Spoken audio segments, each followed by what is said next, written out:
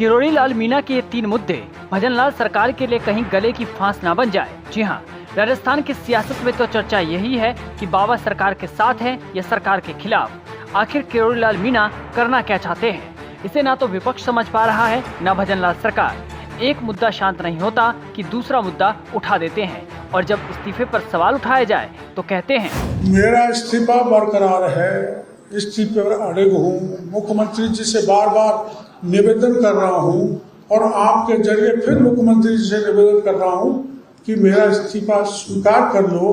मैंने नैतिकता के नाते इस्तीफा दिया है, इसलिए पुनः आग्रह है मुख्यमंत्री जी से मेरा इस्तीफा स्वीकार करने की कृपा करें। किरोड़ी मीणा के ऐसे ही बयानों के बाद डोटासरा और कांग्रेसी नेता भजनलाल सरकार पर आए दिन तंज कसते हैं, तो वहीं दूसरी तरफ सरकार का मंत्रिमंडल कहता है कि वो नाराज नहीं है, बस अपना काम कर रहे हैं। इन सब के बीच किरोड़ी लाल मीणा हर हफ्ते एक नया खुलासा कर देते हैं और उनकी ही सरकार फंसती हुई नजर आती है।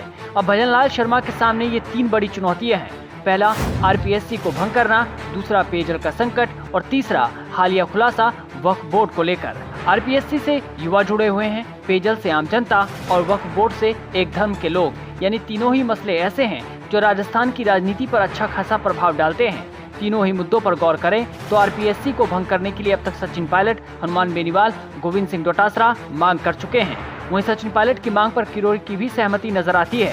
वो कह चुके हैं कि सचिन ने बात तो सही कही, उनके राज में हो जाता तो अच्छा होता। खैर, अब सरकार पर दबाव है कि आरपीएससी को भंग किया जाए, इसके लिए विरोध भी जारी है। ऐसे में अगर किरोड़ी, सचिन पायलट और हनुमान बेनीवाल तीनों ही इस आंदोलन में शामिल होते हैं तो यकीनन भजनलाल सरकार पर इतना दबाव बनेगा जो सोचा भी नहीं जा सकता। इसके बाद आता है राजस्थान का सबसे बड़ा मुद्दा, यानी कि पानी का मुद्दा। हाल ही में डॉक्टर किरोड़ी लाल मीणा ने सवाई माधोपुर विधानसभा क्षेत्र में लंबे समय से चली आ रही पेयजल किल्लत को दूर करने के लिए मुख्यमंत्री भजनलाल शर्मा और जलदाय मंत्री कन्हैया लाल चौधरी को एक पत्र लिखा।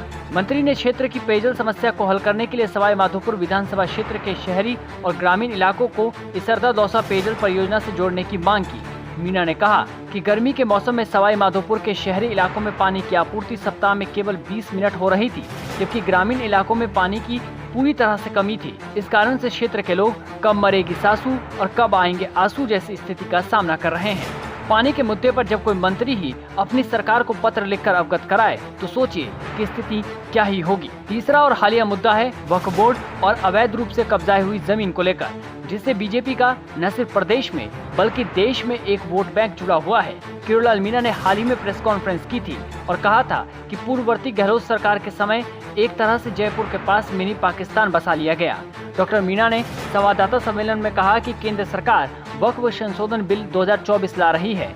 इस बिल में वक्फ की संपत्ति के दुरुपयोग को रोकने का प्रावधान किया है, लेकिन कांग्रेसी नेताओं के साथ मिलकर मौलाना मोहम्मद फजल उर रहीम देश के आम मुसलमानों को भड़का रहे हैं।